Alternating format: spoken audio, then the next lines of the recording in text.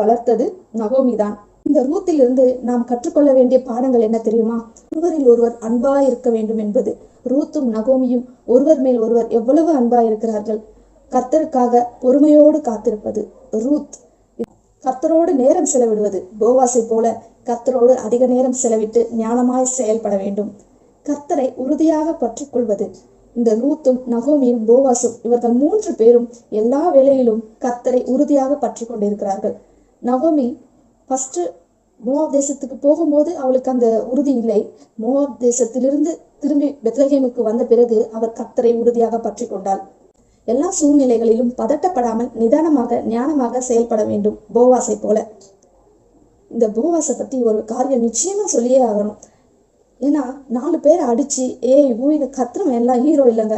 மற்றவர்களுடைய பிரச்சனையை புரிந்து கொண்டு அவர்களுக்கு ஆறுதலாக பேசி அவர்களுடைய தேவை என்னவென்று